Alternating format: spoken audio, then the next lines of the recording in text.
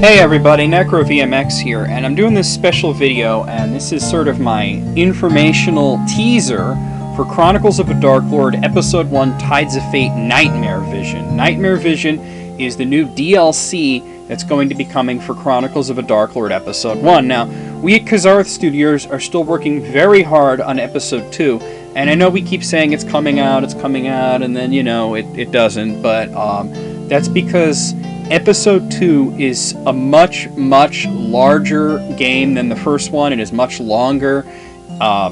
Everything that you see about it's going to be 10 times better than Episode 1, which is interesting because Episode 1 got pretty good reviews, and there are some fans out there, I call them the super fans, who have been saying that it's, you know, like one of the best RPGs that they've played, and all I can say to that is, wait until you play Episode 2, you're going to be blown away. And I know I've shown a little bit of Episode 2.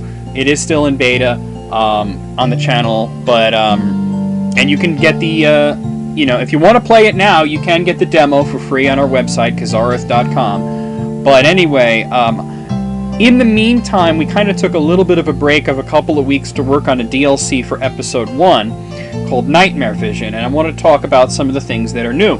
Now, you might already notice that some of the graphics are changed, like these trees over here are different, the well is different. Although we've tried to do as much, you know, ourselves as possible, the previous releases of Chronicles of a Dark Lord had some default graphics from the engine, and we didn't want to have that anymore. So there are no longer any default graphics from the engine. It is all completely 100% Kazarth Studios made graphics. Some of them are based on those old graphics, but they're all created by us, which is really cool. There's a new title screen which reflects the new logo and, you know, with Nightmare Vision and everything. And mostly you're going to be noticing, as you're playing through the game, some rebalances, some new graphics. It's a little bit harder, but it's still very balanced. There's a couple of things you're going to notice. Let me show you one of them, actually. I'm just going to go into the final dungeon here, so I can show off one of the cool new features we have. Alright, I've already been through most of the dungeon. I just haven't beaten the boss yet, so I'm just skipping past all the dialogue here. I need an area with enemies. Okay. So, you know, you go into the Abyss or any dungeon or any area that has enemies in it, and you're going to notice something really cool. And you might see it already. It's this gauge at the top of the screen here that says Battle, and as you walk, you're going to notice it start to fill up. And when it fills up, guess what happens? A battle. And this allows you to sort of control when you meet enemies, which is cool. So, you know, if you're very weak, you can avoid enemies, and I'll show you how to do that in a second. Let me just get out of this battle. Okay. Yeah, Ziria just leveled to 62. Okay, so as you're walking, it'll fill up, and when it starts to get red, you know, you can actually stop. You can stop at any point, and it'll slowly peter out. Okay. Now that's not to say that you should avoid battles, because you're never going to level up if you avoid battles. But the battles are no longer random. Now it's not like Episode 2 where you're seeing the enemies move around, which is really cool, like Chrono Trigger kind of thing. But let me get out of here. You can control your battles, so that's another new feature. So let me actually talk about DLC content. There's two things. One is sort of a minor thing, and one is sort of a major thing. Let me show you the minor thing first. So if you go over to the middle right side of the Realm of the Fae, which is the last town in the game, you remember this. This is the Memory Fire, where you can fight Neoterra, you can fight Kietis, you could fight Harbinger, and you could even fight Hazizis to get the Dark Dragoness Blade, which is important for getting Galena back in your group at the end of the game. But you'll notice, after you have defeated Hazizis, and you have Galena in your party, and you've already defeated Anto and everything, basically after you get Galena, this second flame appears, and I'm going to save it here, because my party is not near powerful enough to fight this guy. But there is a new super boss that you can fight here. I'm going to show it to you. I'm going to get my ass kicked. This is Nejiro. he could use Dark Embrace, which is one of Magus' attacks. I don't really have much. I haven't stayed at the end or anything, so I'm just gonna let him kill me because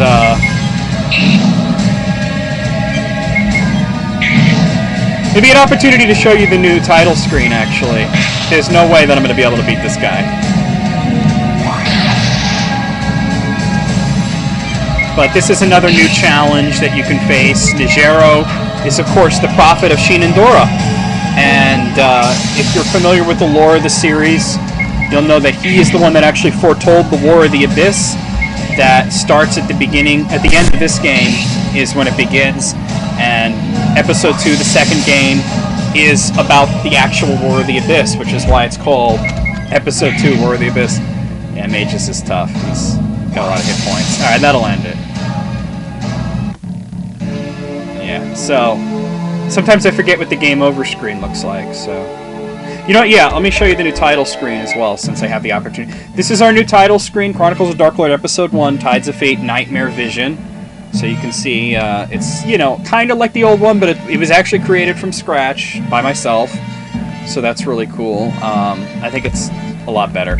So let's go back there, and I'm going to show you the other thing. I'm not going to show you the actual entirety. I'm not even going to really show you any of it.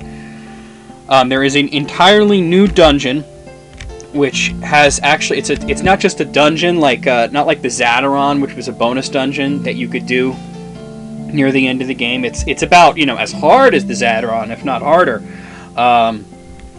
but it's actually got a lot of story content to it. So in the Realm of the Fae, if you go over here to the left of the inn, you're going to notice a house here that hasn't been here before. And it says, there's a slot that looks like it was made for a special key and some kind of ornate headdress. Do you wish to attempt to open it? And you know, I could say yes, and it'll tell me, you know, you're going to get this message. None of the items in your possession have any effect. Now, this is kind of what the DLC does, is a lot of people notice at the end of the game, when you defeat Zaon, the last boss of Chronicles of a Dark Lord, you get 2 items from beating him, the Key to the Abyss and the Inferni Diadem. But, you know, they're not actually items that you use. It's sort of just symbolic because it would go, you know, to the ending and the credits after that. But now you will actually be able to create a clear save data, and you will be able to continue playing after beating the game. And you can bring the Inferni Diadem and the Key to the Abyss back here to the Realm of the Fae, and you will be able to use them to open this door, which is going to lead to the Nightmare Vision dungeon, which is, it's 7 floors, it's got a lot of dialogue, it's got a lot of story. If you ever wanted to know about Magus Lee's past and what kind of person he is, you're going to learn a lot about him. A lot of questions that people have asked are going to be answered about Magus, about the mysterious woman that you see in the game. You're going to find out what her name is and what her motivations are and why she's so hostile towards Magus. It's all about her past and everything. And this was a story that for the first time you're seeing in a Kazarth Studios game, a story that was not written by Tanya Botello. It was actually written by myself. So I actually wrote all the dialogue in the Nightmare Vision quest. And after the DLC is out and some time has passed, I might do like a playthrough of just the, you know, the bonus content, so you guys can see the Nightmare Vision dungeon and experience the story. Now, we will have, this is my teaser, and that's really all I can show you right now because I still got to go and beat Zaon to get in here, and I haven't done that yet. And it's still in testing, so you know, even if I was to show you, there might be some bugs. I'm pretty much the first person to play it, you know, me and Tanya, and we're actually sent it off to the testers today. So, you know, give us a couple of days or so to test the dungeon, and once the QA team signs off on it, it's going to be released. Now, how much is the DLC going to cost? It's not going to be very expensive. Actually, I believe if you bought the game on Desora, you might be getting it for free. So that's, you know, another reason to buy it on Desora. It is going to come as a patch. It's probably going to be between 150 and 200 megabytes, and you're going to be able to just apply it to your current installation. I believe the Desora version is going to be the game and the DLC integrated into one, and if you bought it on Desora, I believe you're going to get it for free. I'm not 100% on that, but that's what Tanya told me a while back. So I just wanted to let you guys know about that. So yeah, that's the the new content in Nightmare Vision, there's some other things you'll notice, like a couple of tweaks to the battle system and a couple of tweaks here and there, but nothing too major for the experience of the actual game. If you have a save file near the end of the game, you can pretty much apply the patch, jump right into it, run through the last dungeon, beat the last boss, and then come back here and experience the DLC. You can experience, the Forgotten Flame, where you fight Najera. All you need is to have Galena in your party.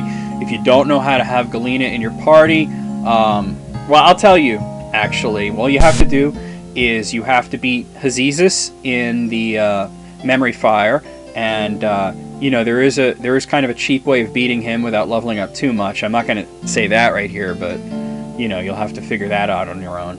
But once you beat him and you beat Antocalius in the final dungeon, you want to use the crystal to warp back here to the Realm of the Fae.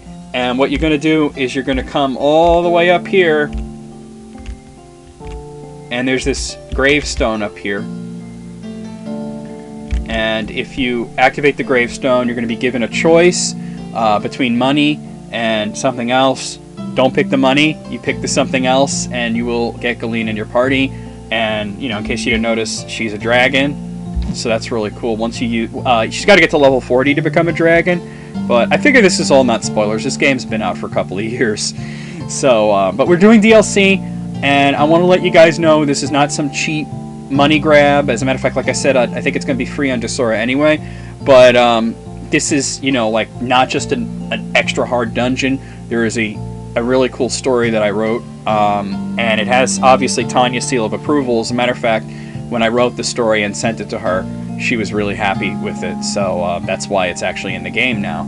So, check that out. We will have, a proper trailer, which is going to show, the dungeon and things like that, coming out on the Kazara Studios channel. So if you haven't subscribed over there, you should subscribe. That's Tanya's channel. But I just wanted to kind of talk about it a little here and just give you guys kind of a teaser to let you know we have done DLC, and it is coming out really soon. Alright, see you guys.